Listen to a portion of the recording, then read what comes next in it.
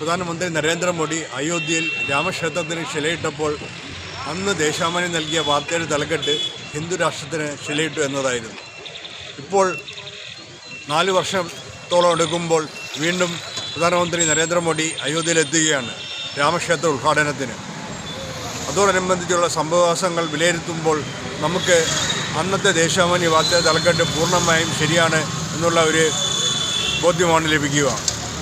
സർക്കാർ സംവിധാനമാകെ കേന്ദ്രത്തിലെയും സംസ്ഥാനങ്ങളിലെയും BJP ഭരിക്കുന്ന സംസ്ഥാനങ്ങളിലെയും സർക്കാർ സംവിധാനമാകെ ഈ ഉദ്ഘാടനത്തിൻ്റെ മോടി കൂട്ടാനായി അണിനിരന്നിരിക്കുന്നു.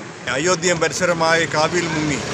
അയോധ്യയിലെ വ്യാപാര സ്ഥാപനങ്ങളടക്കം എല്ലാം കാവി നിറത്തിലാണ്. ഇവിടെ മുഴുവൻ സുരക്ഷാ സംവിധാനങ്ങളുടെയും നിയന്ത്രണം കേന്ദ്ര സർക്കാർ നേരിട്ട് ഏറ്റെടുത്ത് എല്ലാം ഒരു സർക്കാർ പരിപാടിയാക്കി നടത്തുകയാണ്. ഉദ്ഘാടന ചടങ്ങിനോടനുബന്ധിച്ച് രാമക്ഷേത്ര ട്രസ്റ്റ് നൽകിയ പരസ്യവും വളരെ ശ്രദ്ധേയമാണ്.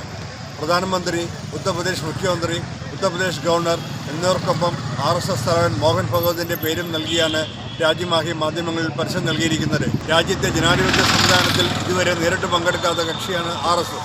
അവരുടെ തലവനെ സർക്കാർ പരിപാടിയിൽ ഏതാണ്ട് സർക്കാർ പരിപാടിയായി തന്നെ നടത്തുന്ന ഈ ക്ഷേത്രോദ്ഘാടനത്തിൽ പങ്കെടുപ്പിക്കുന്നത് വളരെ ആശങ്കാജനകമായ ഒരു സന്ദേശമാണ് നൽകുന്നത്. ഇത്തരത്തിൽ രാഷ്ട്രീയ പരിപാടിയും സർക്കാർ പരിപാടിയുമാക്കി മാറ്റിയ ക്ഷേത്രോദ്ഘാടനത്തെ RSSനോടും കൂടെ തുല്യ പങ്കാളിത്തം നൽകുന്നത് വരും നാളുകളിൽ രാജ്യത്ത് എന്തൊക്കെയാണ് നടക്കാനിരിക്കുന്നതിൻ്റെ വളരെ വ്യക്തമായ സൂചനയാണ്. കേന്ദ്ര സർക്കാർ ജീവനക്കാർക്ക് അവധി നൽകിയതിന് പുറമെ രാജ്യത്തെ BJP ഭരിക്കുന്ന സംസ്ഥാനങ്ങളിലും 10ഓളം സംസ്ഥാനങ്ങളിലും ജീവനക്കാർക്കും പൊതു അവധി നൽകിയിരിക്കുകയാണ്. ഇതെല്ലാം ചേർന്ന് നൽകുന്നത് മതവിശ്വാസം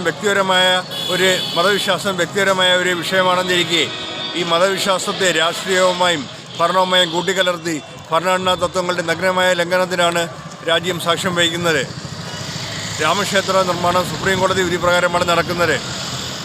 എന്നാൽ സുപ്രീം കോടതി രാമക്ഷേത്ര നിർമ്മാണ ചുമതല ഏൽപ്പിച്ചത് ട്രസ്റ്റിനെയാണ്.